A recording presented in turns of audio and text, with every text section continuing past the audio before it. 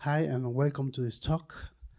Um, this talk is it's a little bit difficult to give, maybe not for you, but for me because this is a very uh, dynamic field which is evolving rapidly. So um, one thing I want to note is I'm not a physicist. I don't have a PhD in physics, but I am a data scientist. I am a machine learning expert. So I think I can relate to you in the order of things I want to know before arriving at a new field. So I hope this talk shows that, and we can increase our knowledge of this very exciting field. Okay, let's start with the motivation. Is there a need for a new kind of computing? The answer is clearly yes. You experiment this every time in your current work. There's no enough GPUs to train models. We are always looking for ways to get more power, more computing power. And as you know, we have the Moore's law running for around 30 years. The, the power of the computers is increasing more or less linearly, but it's getting more and more difficult to get power from the current architectures. What's the reason? Okay, we are more or less in the order of 20 atoms per transistors.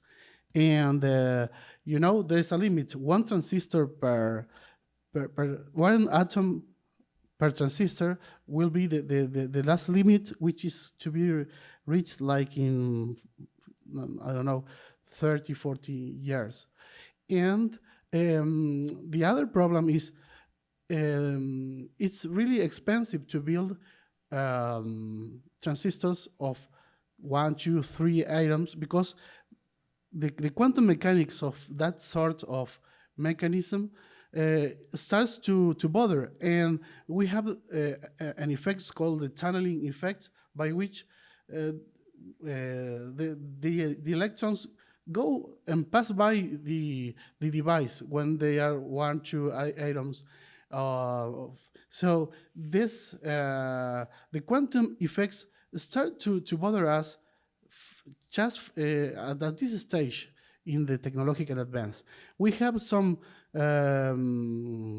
like efforts from Cerebras building very large dies for the new processors, 20 per 20 centimeters. But we are in a couple of years we will be going back to the ENIAC with rooms full of computers, a computer occupying one room. So this is not a clever option. So classical computing is based on transistors. The limit is one transistor, one atom for transistors. So we have tunnel effects. So we are now just working with quantum effects. Let's use it for profit. This story more or less begins in 1981. What happened there? In MIT, Massachusetts, in 1981, there was a conference of the physics of computation. So there was, if you see the whole picture, this is like a most nerdy picture you see there.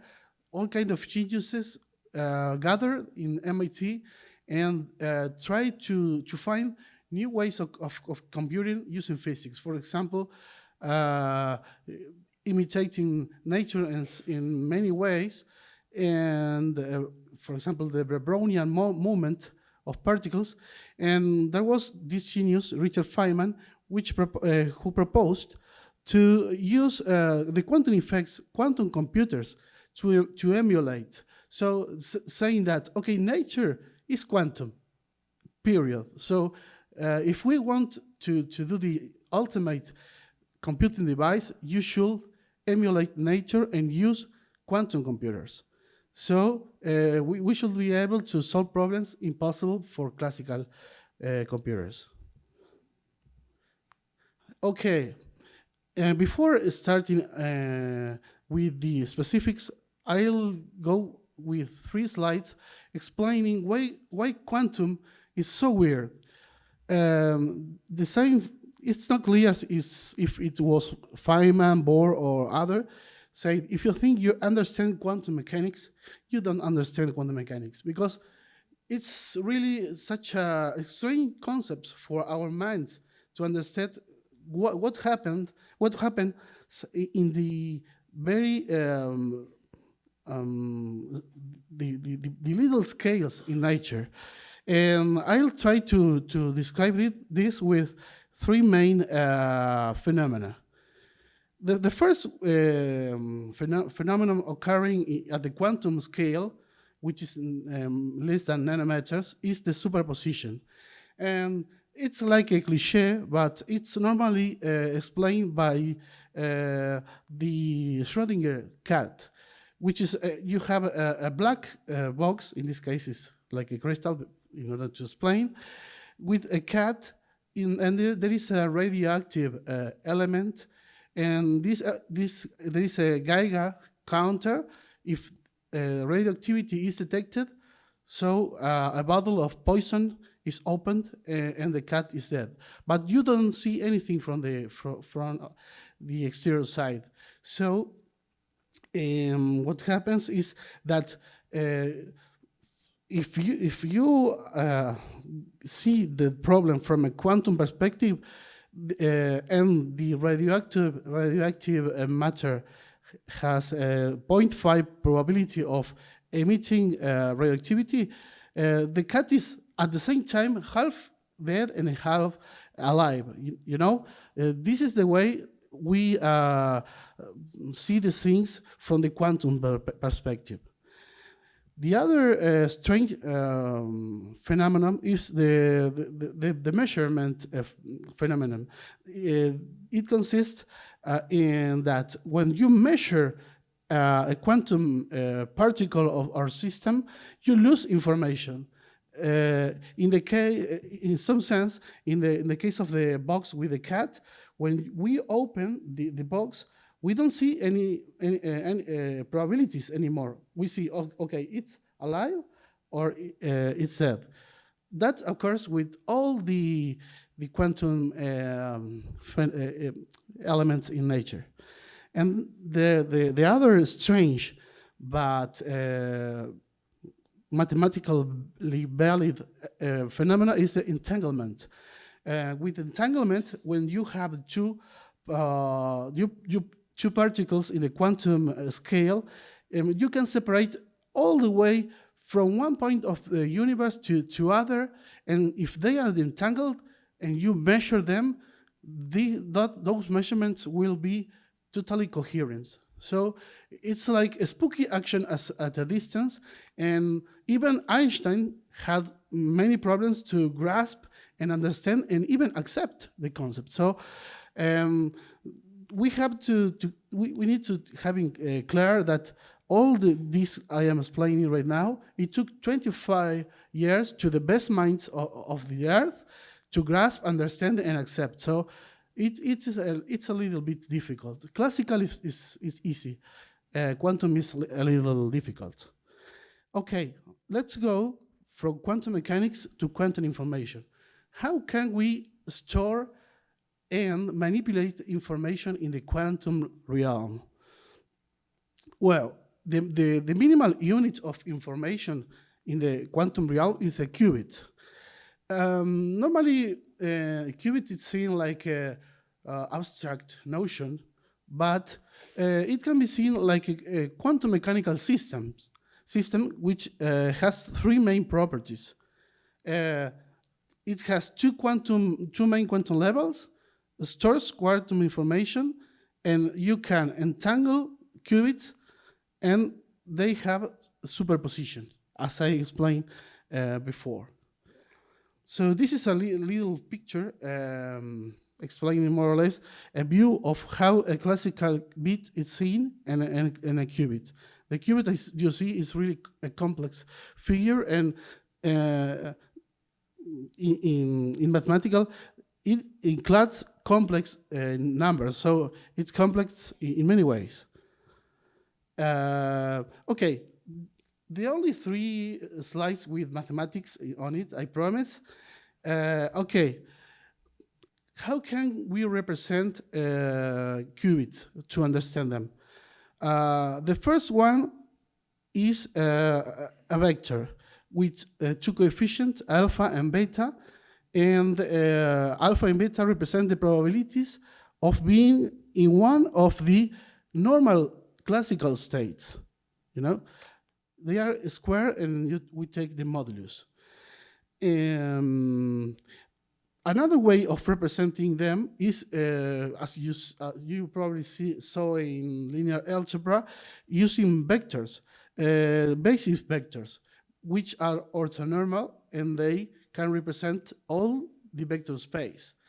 So we have the second representation, which is a linear combination. And this is a thing I've learned just not so far in the time, that we tend to use a strange word for common phenomena. For example, superposition is a linear combination. And if I say you, okay, it's a linear combination of states, if you went to a linear algebra course, you understand everything. But we tend to use strange words like superposition, and there are many others, to represent a very well-known concept. So take in account, when we speak about superposition, it's a linear combination of states. And we are going here to a third way of representing the states of a qubit. We start with the linear combination of factors. Then we combine that with the fact that alpha and beta are complex numbers. And we have another limitation. This limitation is by nature, because the sum of probabilities of the probability distribution is just 1. So we have this limit that the sum of the probabilities is 1, and this moves us into thinking, okay, this is really like a sphere in the complex field.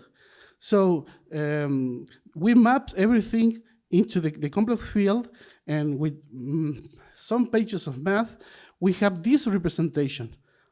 So now we are representing a qubit inside a sphere of radius 1, and the parameters are angles, So with this pair of angles, you can represent the information. This will be very useful in the future, trust me.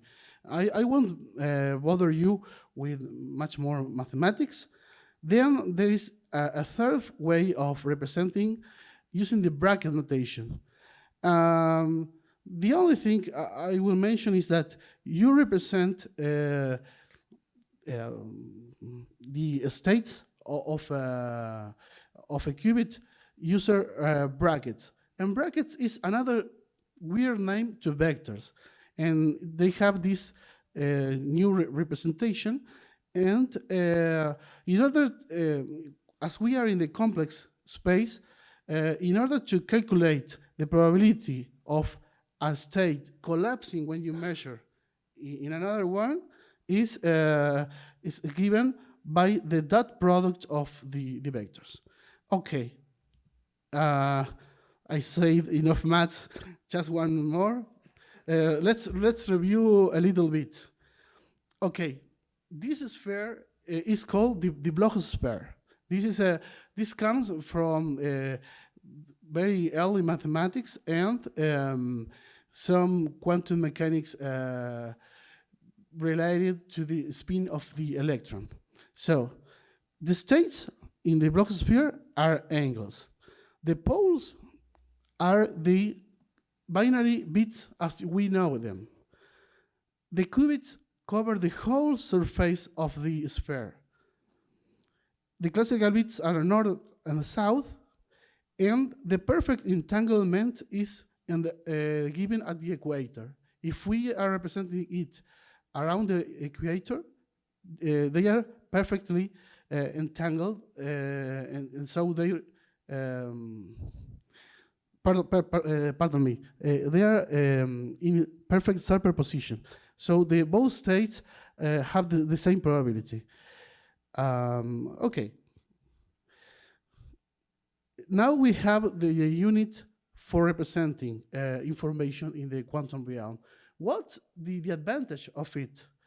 Okay, the main advantage is that with normal bits, you have the product in 2 and n is exact possible states, you know? The number of bits multiplied by 2. But the qubits can, you have a measure of all the possible states at the same time. As you know, when you reach the 300 number of qubits, you get to a number like the number of stars in the universe, you know? So imagine we are now at 53 qubits in the most powerful computer. We are not so far for 300, and see how many probabilities you can contemplate in one operation. That's the main point. And this field is advancing in a really quick way.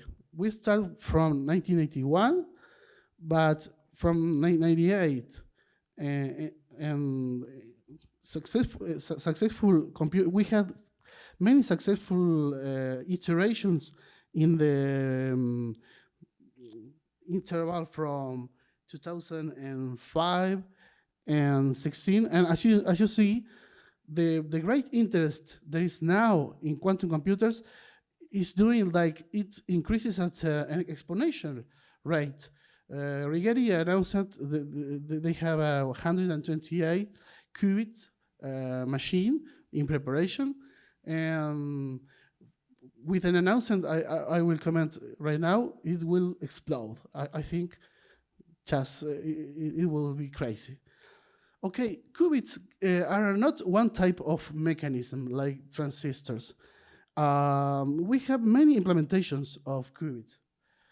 For example, spin qubits, which measure the spin of an electron, ion traps, superconducting circuits, which measure to different currents, and photonic circuits, which uses photons at the quantum elements.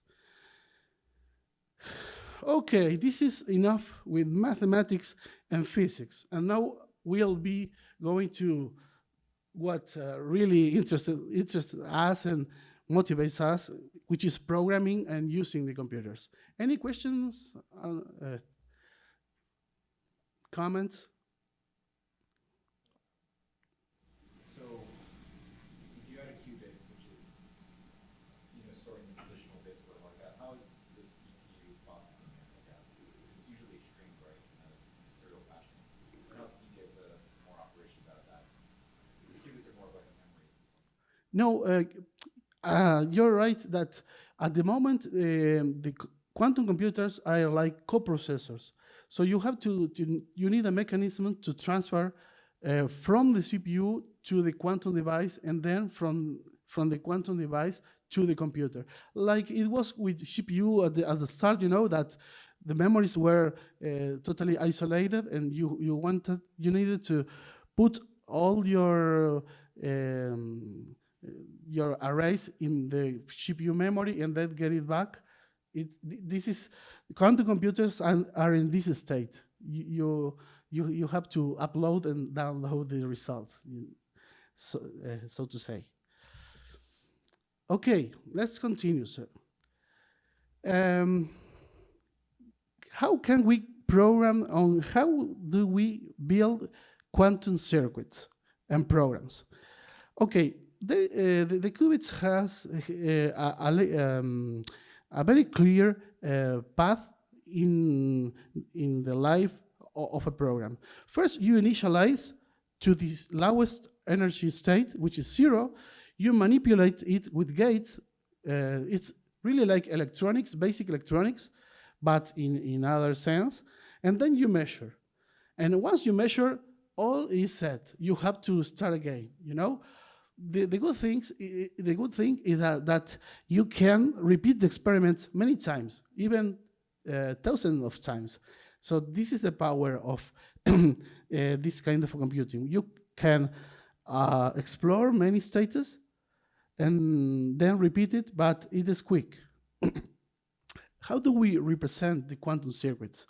Okay, we have standardized symbols, like a qubit is a line, then the classical bit is 2 lines, a gate is a square, a measurement is like a measurement device, and the time runs from left to right. So it's really easy to understand. Here, for example, we have 5 qubits. We are not using three of them. Here we are applying a gate, another type of gate. This is another type that we will see after that, and then we measure. This is the whole life cycle. Let's take a look at the different types of gates. One of the most important gates is the Hadamard gate. Basically it takes a normal classical bit and it gets the qubit into a perfect superposition state, and vice versa. So in order to get into the quantum realm, you have to apply this gate. Then we have the Pauli X, Y, and Z gates, which they just flip around the state of the qubit.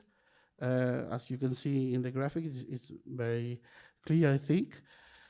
Then we have a gate called C0 gate. It's in this case, we have a control qubit, and if it's set to 0, it doesn't change the controlled qubit, but if it's set to 1, it changes 180 degrees. The last one we need is the Toffoli gate, which is, it needs a Y signal here, both of these qubits set to 1, in order to invert the previous input. So as you see, it doesn't change anything until we have double 1 here, and it flips the state. Great. We are approaching the cool side.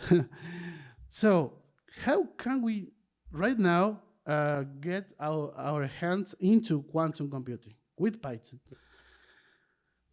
So I will review 5 services we now have more or less available. There are 3 that you can just go, and 2 that you can go and subscribe. The other 3 are a little more difficult, but fortunately we have 2 of them that we can use right now. The first one I had to mention, this Monday, Amazon announced Amazon Bracket. So AWS has a proper quantum environment to offer, and this is huge because I can predict that this will make the field explode, you know? And we have an environment to explore, test, and run different quantum computing technologies. And we have 3 different providers. And the interesting thing is that D-Wave uses adiabatic computing, IonQ uses ion traps, and Rigetti another technology. So we have 3 different kinds of implementations of qubits to play with. I subscribed to the early adapter, but I wasn't accepted. So this is all like that I can show you. Yesterday, I think there was a workshop. Maybe it's online, I don't know. You can review it in the AWS reInvent conference, which is taking place in Las Vegas. Then we have the two more realistic options. IBM Quantum Experience. This is an environment in which you can run experiments. They have like 6 computers open to you, and at the moment it was all free for me. I have like 15 credits, but they don't reduce. So at the moment I am able to mine Bitcoin, I don't know, but didn't have any really big problem to tackle. And then we have the Rigetti Quantum Computing Services. This is a very good company because it's independent from the big guys, but they have a very good approach and they are doing very good things. And you can access their computers right now. Then from the part of Google, we have the DY Leap, in which you can use the adiabatic quantum computers. The problem with those computers is that it's a different kind of problems you want to solve, and it's not nearly as complete as the Rigetti and IBMs. So this is for more optimization problems, more this type of problems. I'll go first with IBM and Rigetti if I will start right now. And then we have Microsoft with Azure Quantum. They are promising also 3 providers. I don't have access to, I asked but not accepted, so I can't tell you much more than that. But the good thing is every one of them, they are using Python tools. They are using Jupyter Lab. You have a complete Python toolkit running in the background. So for the Python programmer, quantum computing is like a very good landscape right now. Okay, just an introduction to the different frameworks. IBM has Qiskit. Rigetti has Forest ATK. They are the names of their quantum computing Python libraries. But they work almost the same for the basic problems, and they are very easy to understand. And we have like a Rosetta Stone, which I will show you a little later. For D-Wave, we have Ocean SDK. And for Microsoft, as they tend to do, they have their own language, Q#, but it has like Python bindings, so you can also program Azure Quantum through Python. And a special mention to Xanadu, which is a very interesting firm, which has Penny Lane and Strawberry Fields, which are, one is the quantum computing library, and the other is a simulator. And Quantum Programming Studio, which is a web page in which you will be able to build, share, and even get the representation of your circuit and in many different approaches. So maybe you can tinker around in it and then export, and you'll be set to use it in real quantum computers. Okay, so hello world.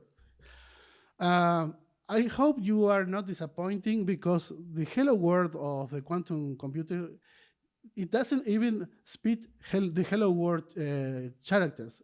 It's much more basic than that, because we are building like circuits. Imagine if you had like those kits when you were a kid of electronics.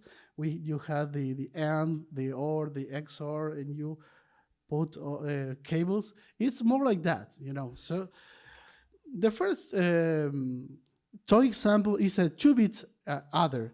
So it simply takes 2 bits and do the sum. And what we do here is, first we set the qubits. This one sets this in 1, and this maintains it in 0. And then for the first binary digit, okay, I think you more or less can understand that in this qubit, we'll have the first binary result, and this one we have the second. This is a TOEFL gate, so if it detects 1 and 1, it puts the carry in 1, you know. Then this is another toy example, which is a qubit entangler. What does it does? It takes one of the qubits and uses a Hadamard gate to put it in total superposition. And then after we have it superposed, we rotate the other one in order to get them in the exact same position. What the results for this is that we should have the same binary digits for the two, because we put it in an entanglement state. Okay, are we okay with the time? 5 minutes? Okay. I'll quickly show you. This is IBM Q Experience. As you know, you have a graphical development environment, and I ran this experiment in a real quantum computer. So this is the 1-0.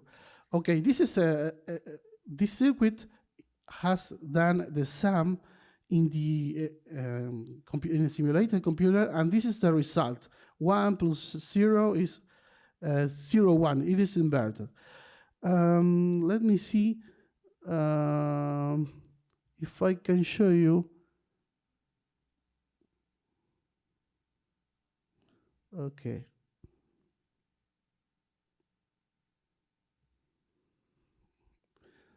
Okay, this is very interesting. For example, this is the one of the experiments we've run, and as we can see here, the right answer are these two. You know, all zeros and all ones. But what happens here? We have a 1% of the results. And here another 2% which are wrong. One particular problem that the quantum computers have is that you never get 100% right results. This is due to the noise in the current computers. So what you do is you repeat the experiment, and incrementing the number of tries, you get the error down and down and down.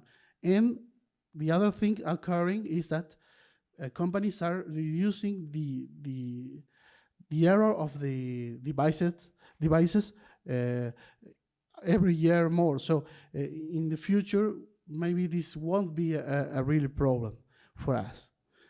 And here you have the Rigetti environment. Sadly, I don't have time to run, but I worked a quantum computer for 30 minutes to run these experiments. Basically, what you do in Rigetti is to build with Python code the circuit and run it. Here, for example, okay, I run it, the entanglement problem, and I get 2 zeros, that like it should be, because it ran in a virtual machine. But if I change this line, I can send my calculation to the quantum computer and get the result. Okay, this never works. Let's see. Okay, as you know, you should never do live examples. Probably there was a problem with the reservation of my machine, but believe me, it can run in a quantum computer in Rigetti's setup. Okay. What can be done in the machine learning realm with quantum computers? As you can imagine, the power is not so high, but there is a whole field of machine learning, quantum machine learning, just in the starting side. So what did we do in Mercado Libre in order to try new things? Okay, one of the algorithms available right now is an equivalent of the nearest neighbors for quantum. And the experiments we did was to have the shipping start and destination, and based of that we have a classical nearest neighbor algorithm implemented, which works really well, and based like in 3 features, it calculates how many days it will take for a package to arrive to your house. So we reduced the problem, and like right now you can just have 2 dimensions. So it's just a work in progress, but we could we were successful in training or populating nearest neighbor field. Another implementation we have is a hybrid quantum neural network from Xanadu. So it has a normal neural network implemented in TensorFlow, and the last parts of the process, the decision process, is made by the quantum circuit. The problem we tackled was to decide, just from the title of an item, if the dimension will be more or less than 70 centimeters for each side. So we trained this quantum neural network, and we got a final model. It's not performing really well right now, because we had to reduce the data set, but we were successful in training a hybrid quantum model, which is pretty cool, I think, because we are an e-commerce company and we are just experimenting with this. Last slide, the future. What's coming for the field? More qubits, less noise, huge adoption, thanks for the cloud offerings like the Amazon one. More practical examples of supremacy, than the news that Google implemented or demonstrated the supremacy for one type of problem, but it was really like a toy problem. I hope we demonstrate supremacy in more practical problems. And probably the problem which is tackled by Microsoft, topological quantum computers. They are more advanced types of quantum computers which don't have the inherent noise problem we are having right now. It's much less of a problem. So this is more or less the landscape for the future. That's all. Thank you for your attention, and open to questions.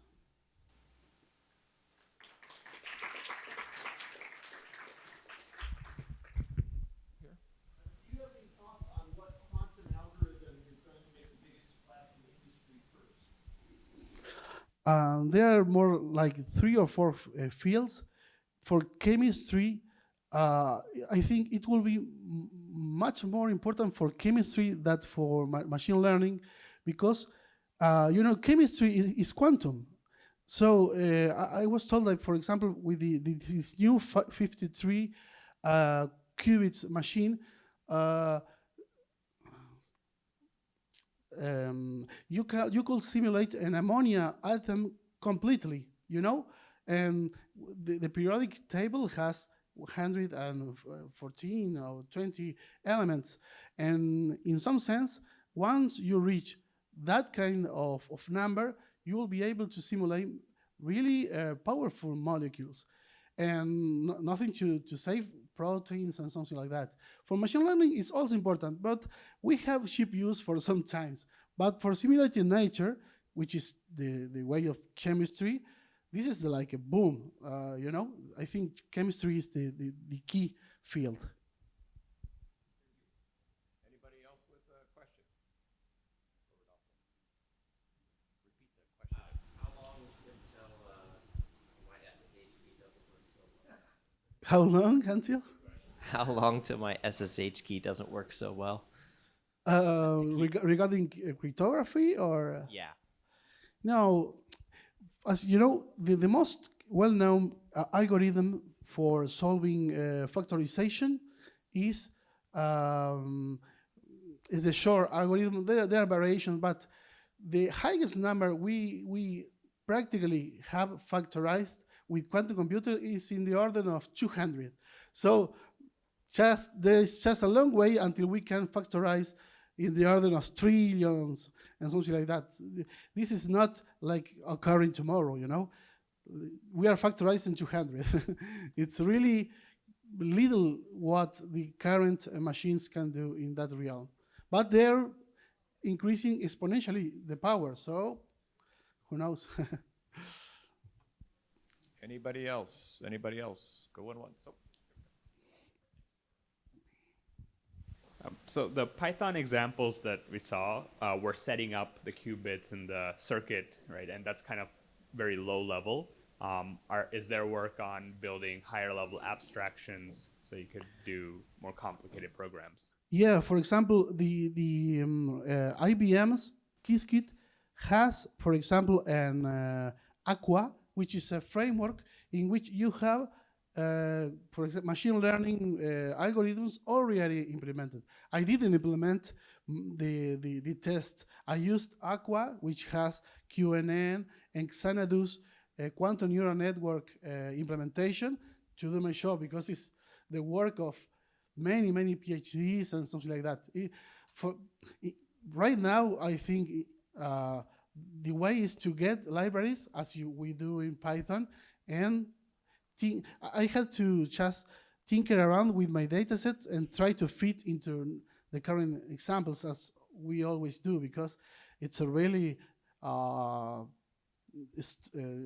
difficult things to get into the algorithms right now. One more round of applause for Rodolfo. Thank you Thank so you. very much for presenting today.